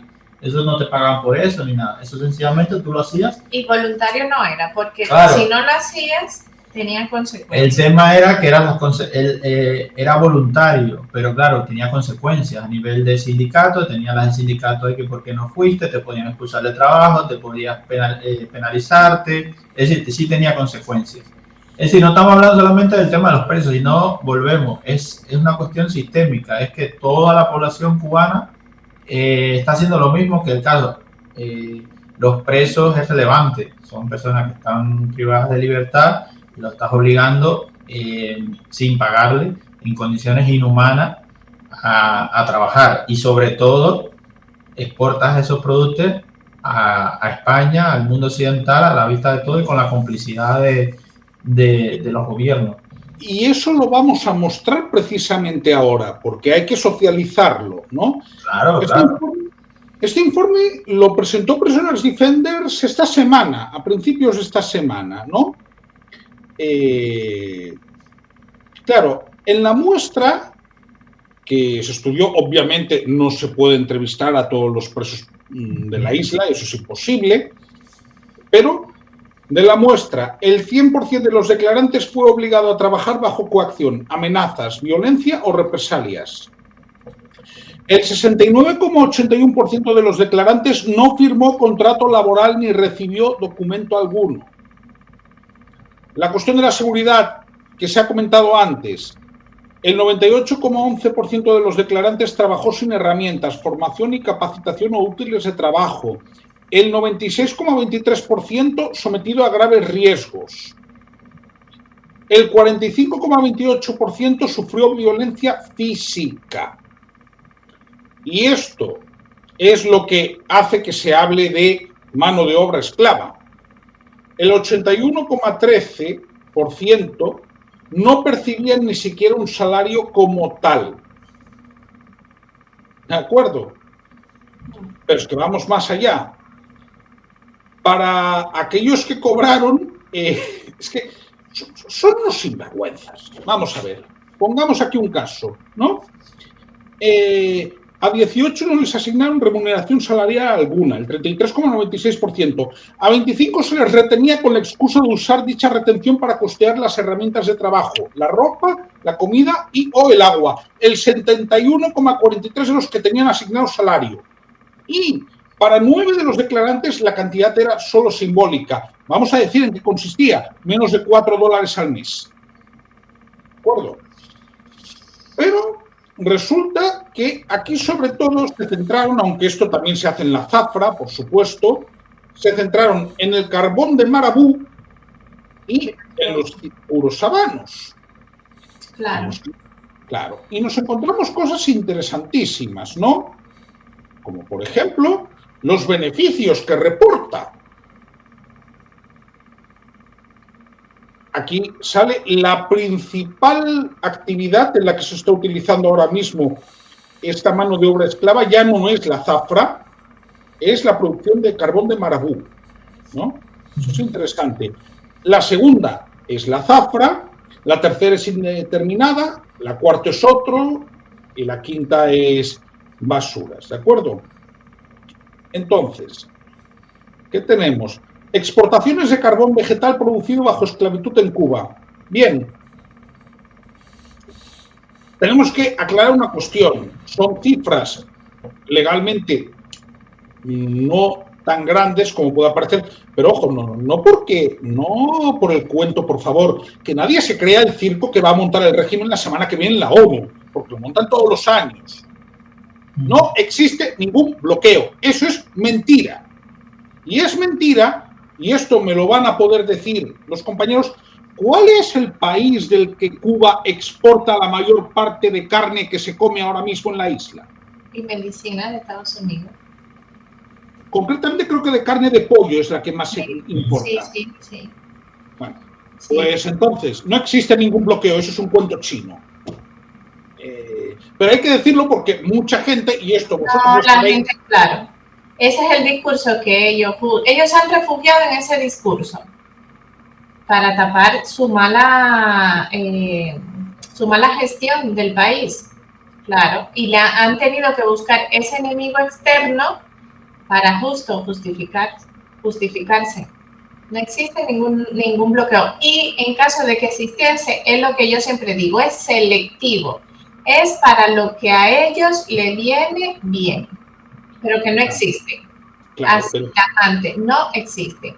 Claro, Simplemente existe como Cuba no paga, porque es un país que no paga, existe una relación comercial en la cual si tú no me pagas, yo no te vendo, tú me tienes que pagar ahí. Es eso. Es como que yo ahora Fran me quiera vender algo a mí y yo le digo, sí, yo te lo vendo, pero págame ahora. Pero esto es lo que haces toda la vida en cualquier empresa con un cliente moroso del que no te fíes. Sí, pero es un gobierno pidigüeño, históricamente es un gobierno pidigüeño, pide por aquí, pide por allá, ha vivido como siempre, ha vivido a costa de otros, de la Unión Soviética, de Venezuela, porque no se han ocupado de convertir el país en un país productivo, no, para nada, no. Claro. Han dejado, tiene una economía centralizada completamente, claro, es que los campesinos, encima que no tienen los medios, si yo cosecho con un esfuerzo terrible y ni siquiera tú me vienes a recoger la cosecha y se echa a perder porque yo no la puedo vender porque tú no me lo permites, pues yo para qué voy a cosechar el siguiente año si me va a pasar lo mismo. Eso es el problema de Cuba, grandísimo, que eso lo hacen. Ese campesino no puede vender a quien él quiera su cosecha, tiene que venderla al gobierno y muchas veces no van a recogerlo, no le van a recoger la cosecha y una cosecha perdida y no la puede vender con el hambre que tiene la población porque lo multa. Es que es terrible, entenderlo también cuesta. Vale. Comentaba aquí algo quien nos lo ve, Juan Carlos, te quitaré el muteo cuando hables, que es que se escuchaba un ruido de fondo, ¿sabes? Pero no es por nada particular. Cuando te dé la palabra te lo quito, no hay problema. Vamos a ver. Tenemos aquí las cifras de exportación, ¿no?, del carbón vegetal de marabú, que parece que es un negocio floreciente para la dictadura cubana, porque ha pasado de 46,1 millones de dólares en 2022 a 61,8 millones en 2023. Pero, ¿quiénes son los principales beneficiarios? Pues tengo una mala noticia porque el principal es España. Exporta por valor de 15,7 millones de dólares. Luego el segundo es Portugal, Grecia, Italia y Turquía. Pero el primero es España, ¿no? Importante decirlo. Luego, claro, es que creo que conviene señalar, pues, cuál es el beneficio que se queda el productor cubano, ¿no? Esta mano de obra esclava, para que se entienda que no utilizamos el lenguaje de forma demagógica. Vamos a ver. El precio de compra de una tonelada importada en España, ¿de acuerdo? Serían 500, ¿vale? Precio del saco de 15 kilos en el mercado minorista, $21,06, ¿vale? Pero es que ¿cuánto se queda el productor cubano? Pues lo voy a decir, $0,00925610. Si esto no es esclavitud, creo que es obvio, ¿no? No. Le desmuteo, Juan Carlos, para que puedas hablar. Bueno, es cierto que la situación requiere mencionar la ley Hess-Barton, que es de ataque a los responsables de la dictadura. No es ningún bloqueo ni es ningún embargo. Y además, la propia ley Hess-Barton establece los mecanismos para eliminarla, que es mecanismos democráticos, respeto de derechos humanos, porque la respuesta en buena medida estaría en Julio Anguita. Si es que sin salir de algunos como la Sira Rego, que es ministra de Infancia, que le importa un pepino la infancia de las dictaduras de Cuba, de Nicaragua, de Venezuela, decía, la respuesta en España es derechos humanos. La Declaración de Derechos Humanos, que todos los derechos que contrae la Declaración Universal de 1948, los 30, sean partícipes de los españoles. Pues la respuesta para los cubanos es la misma. Cuando te vengan con el cuentico de no, el bloqueo. Derechos humanos. Los 30 artículos aplicables sin ningún tipo de división. Claro que eso contrasta con que existan presos que sean esclavos a su vez. Y eso casa muy mal con la situación en la Declaración Universal de Derechos Humanos. Pero cuando tienes una dictadura pasan este tipo de cosas, que necesitan plata, necesitan dinero, necesitan pesos, y esto les viene bastante bien, a pesar de que creo que últimamente lo del peso les gusta más el billete verde del dólar. Sí. Y funcionan así, porque, bueno, le pasa a Venezuela respecto de Diosdado, el clan de los Cuatro Soles y todas estas cosas. Es una relación disfuncional desde el origen, desde la concepción, incluso chupando a México, que ha salido, como salió también antes Indonesia, de ser un país exportador de petróleo. México ya ha dado ese paso, porque tiene reservas que quiere ser para ellos, pero aún así le mandan el ámbito de suplimiento de lo que Rusia creo que sigue enviando un barco en abril, que dura una semanita, y México con Sheinbaum, por motivos ideológicos dogmáticos de campismo, o tal vez por la memoria también de que Petro le sacó del armario del M-19, ahí en unas declaraciones un poco chuscas, pero Petro es así, pues México hace ese servicio al régimen, no al pueblo cubano. Con lo cual todo, como diría aquel, todo calza.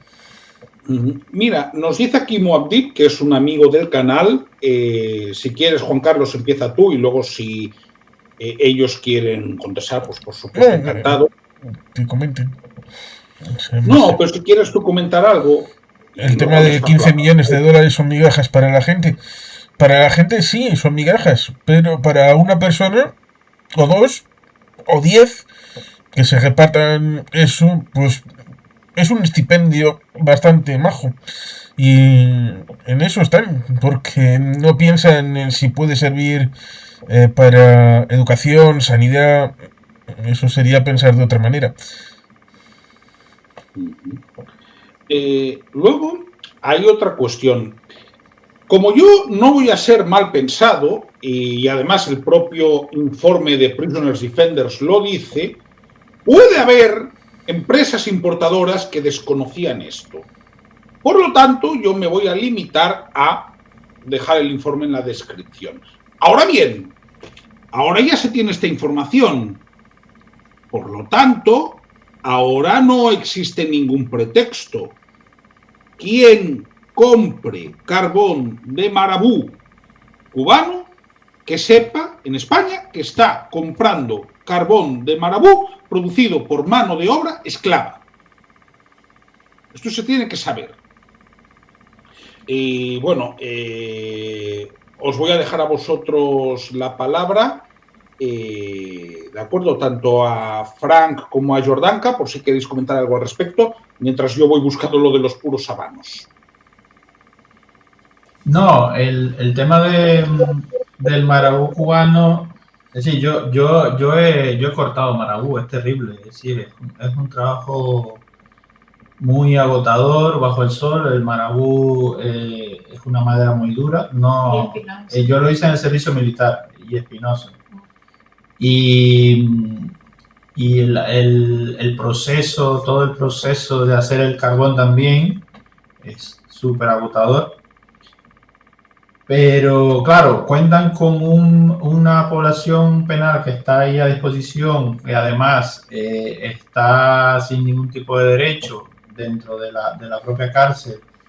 Si además de eso cuentas con la complicidad de algunas empresas o de algunos gobiernos para poder hacer esto, pues es un negocio redondo para ellos. Es decir, de donde quiera que vayan sacando, porque al final no estamos hablando de alta tecnología, es marabú, pero es un negocio como Javier ha estado exponiendo, que poco a poco va creciendo, y en la medida que se vayan abriendo más mercados, y creo que ha sido muy acertado de Prisoner Defender que ponga este informe sobre la mesa para intentar de alguna manera parar o por lo menos alertar. Vamos a ser, como dice Javier, bastante comedidos con esto, por lo menos alertar de los que no sepan, los que no conozcan, pero bueno, ya van a tener el informe en sus manos, por lo menos conocerlos, y ya por lo menos se alejen de este tipo de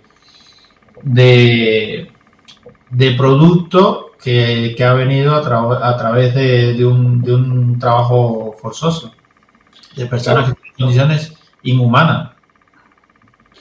Tenemos también lo de los puros sabanos. Aquí hay una cuestión, ¿no? Las exportaciones de cigarros cubanos. Bueno, aparte de que, no por nada, pero no hay que recomendar que se fume, porque es un hábito poco saludable, pero bueno, vamos ahora a la cuestión, ¿no? Tenemos que las principales exportaciones, de acuerdo, en la Unión Europea, por valor se hacen a Alemania y a Suiza, pero por cantidad se hacen a España, ¿de acuerdo? Es más, de los 335.403 kilogramos de exportación anual de cigarros cubanos de 2023, a España fueron más de la mitad, 193.665, ¿de acuerdo? Pues sucede, sabemos que los precios son distintos en Alemania y en Suiza, ¿no? Por lo tanto, el valor es distinto. Pero, vamos allá, lo digo por una razón. Alguien se sorprenderá de que el puro de 12 gramos en Suiza vale el equivalente a $9,50, mientras que en España vale 2,09, ¿no? Por eso lo digo, que en valor en Suiza es bastante más, ¿no? Aunque en cantidad es mucho menos. Bien, vamos allá. Bueno, pues ¿cuánto se queda el preso, ¿no?, de ese margen de comercialización? El 0,01,5%. Esto es lo que se queda, el que lo produce. Vamos a ver, esto en cualquier país europeo se consideraría esclavitud. Ya no explotación laboral, ¿eh? Ya no explotación. Se consideraría esclavitud. Y volvemos a lo mismo. Es decir, se tiene que saber esto. Y se tiene que saber que en prisiones cubanas, concretamente, y la conoceréis, la de Quibicán, también conocida como Aguacate, se realiza producción intensiva de cigarros habanos por presos en estas condiciones. Imagino que a vosotros esto nos sorprende. No, esto realmente, a ver, tener en cuenta que todo esto, todo lo que sucede en las cárceles es muy, muy complicado. Hay mucho hermetismo, el acceso y todo esto, sobre todo si están estas cárceles manejadas por la FARC, dígase Gaesa, cualquier información es muy difícil de obtener, por eso tan importante el trabajo que está haciendo Prisoner Defender. En la cultura general, en lo que es la sociedad cubana, pues sí, se tiene conocimiento de algunas de estas cosas, no a ese nivel, hasta dónde llegan, es decir, dentro de Cuba no se sabe hasta dónde van, ni porque no existen las maneras de conocerlo, pero sí que se sabe de alguna manera. Todas estas personas, por fulanito que fue aquí, que estuvo allá, que hizo esto, que a mí me pasó lo otro, que un familiar mío, sí que se conoce. Luego ya estando nosotros en el exterior, pues gracias a estos informes sí que podemos tener acceso, sí que podemos llegar a preguntarle a ciertas instituciones, a cuestionarle, pues oye, mira, está pasando esto en Cuba, pues dejarles estos informes y que ellos mismos hagan sus propios, también sus valoraciones o alerta a organizaciones también del trabajo, sindicales, porque aquí mismo hay muchos sindicatos que apoyan a la dictadura cubana. Sí, desgraciadamente es así. Juan Carlos, tú viendo este informe, ¿qué impresión tienes? Que es necesario, sobre todo porque, más allá de lo humano, demostrando que el trato a la persona y la valoración de la misma es nulo, casi tanto como pudiéramos ver en un país tan bonito como Corea del Norte, del gordillo feliz, el hecho de que se hable de que estos productos salen de Cuba en dirección hacia otros países, da la casualidad de que son países ricos occidentales, casi en la totalidad, casa muy mal con la idea de es que Estados Unidos impide que se comercie, impide que Cuba venda productos al mundo, y aquí está esa situación en la que cierto es que en una página respecto de import-export, que es una de las que más veo para tener disposición de cuál es la relación entre los países económica,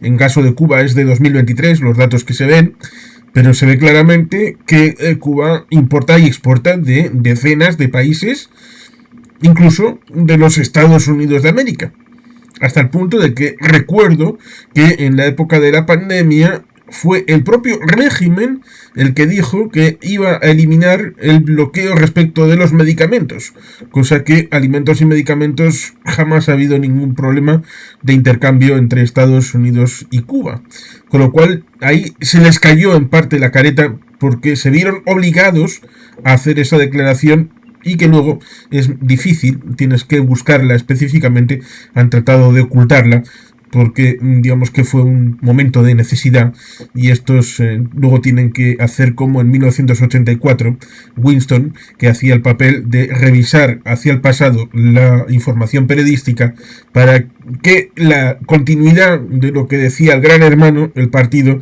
fuera exactamente la misma.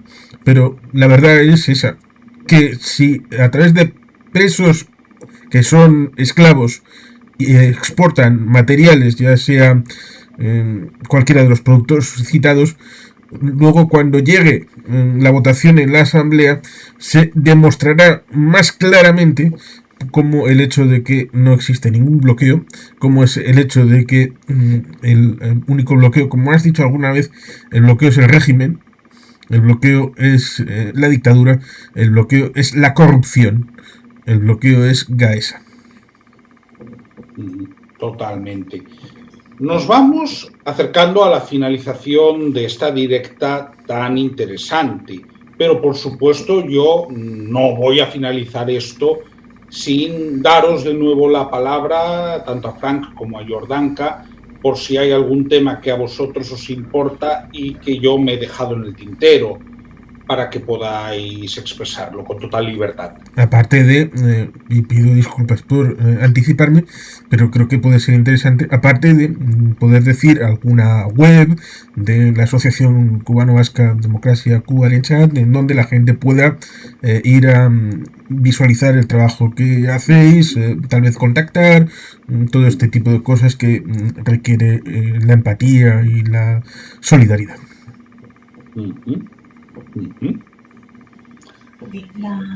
Tenemos, nos pueden encontrar a través de Facebook y también tenemos una web así, Asociación Cubano-Vasca Democracia Cubanensat. Ahí más o menos hemos expuesto todo lo que hemos venido haciendo y luego también intentamos, ¿no?, aglutinar un poco la comunidad cubana porque venimos con ese rezago de desconfianza entre nosotros, que nos lo han inyectado en venas y muchas veces no nos gusta mezclarnos. E intentamos aquí en España aquí fundamentalmente en el País Vasco, hacer comunidad entre nosotros. Ahí nos pueden encontrar. Y bueno, yo para terminar solo decir que deseo con todo mi ser que algún día seamos libres de dictadura y que podamos vivir en plenos derechos que no nos merecemos. Y a veces creo, sinceramente, y lo digo, que muchos gobiernos le deben como una disculpa a los cubanos. Porque yo siempre tengo presente cuando el Che se subió en la ONU y dijo, asesinamos y seguiremos asesinando. Y los gobiernos le aplaudieron. Y eso ha quedado impune. Siempre.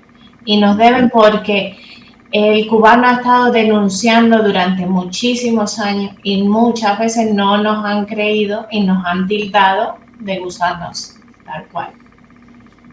Sí, de hecho puedo decir que tuve hace 4 meses un debate muy acalorado, además fue público, con alguien que osó decir eso de los emigrantes cubanos.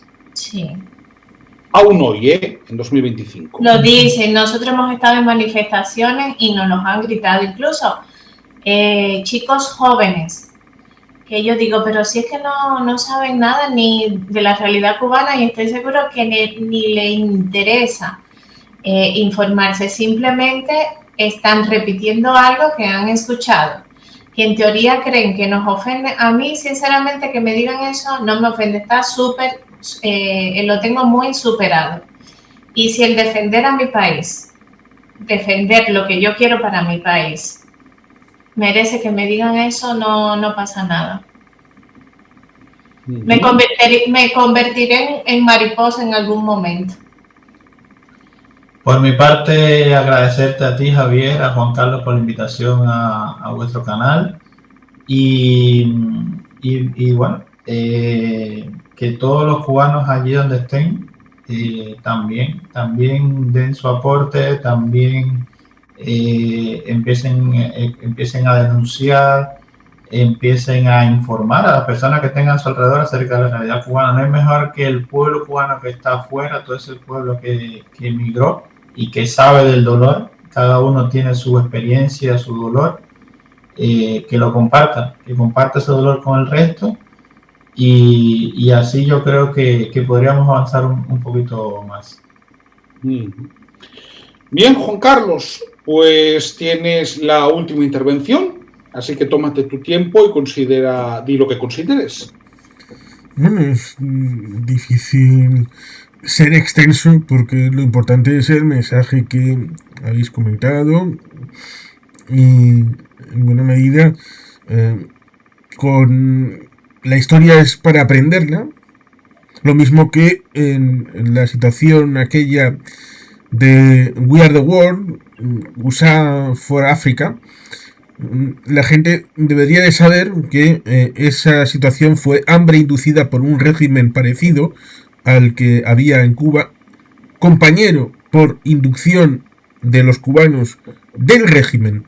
Es importante puntualizarlo en el Cuerno de África, en el caso de Etiopía, La colectivización agrícola y ganadera fue la que provocó una hambruna que 10 años después tuvo esa afectación, pero la gente se queda solamente con la canción de todos estos artistas estadounidenses y no con esos 10 años previos, cosa que es muy importante a la hora de conocer cómo se llega desde un país que pudiera ser funcional, como el que dejó Haile Selassie como Negus en 1974, al que se encuentra con esa situación tan complicada en 1985.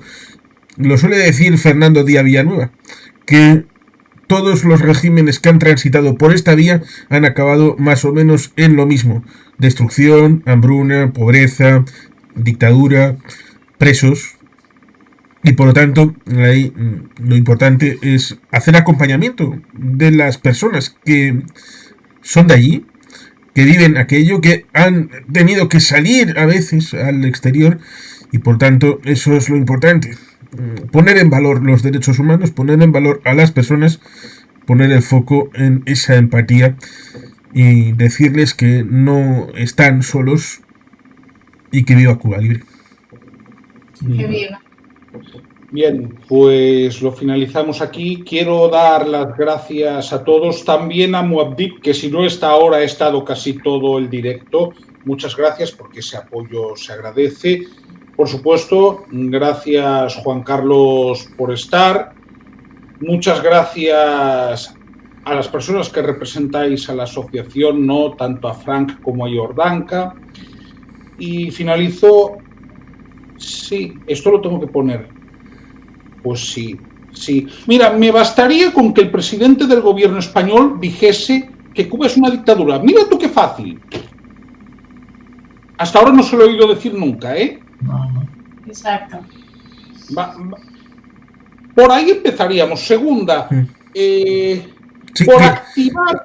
Que Hugo Chávez lo reconoció, pero lo reconoció en 1998, antes de ser presidente. Claro. Y lo segundo... España no puede hacer todo, pero sí puede, por ejemplo, activar el artículo 85 del ADPC, que es algo que clama al cielo. La cláusula de derechos humanos. El ADPC con Cuba tiene que denunciarse ante la Unión Europea, porque no tiene sentido ahora mismo. Esto España lo puede hacer si quiere. De hecho, quiero recordar que el único gobierno que habló de hacerlo igual es el de Suecia. El único, que lo ha sugerido, ojo, no que se haya hecho. Entonces, nada, lo tenía que decir, porque es algo evidente. Y nada, como yo siempre digo, muchas gracias a todos, y mientras haya un solo preso político en la isla, aquí lo vamos a denunciar. Gracias. Muchas gracias. Viva Cuba Libre, patria y vida, libertad para los presos políticos. Libertad. Libertad.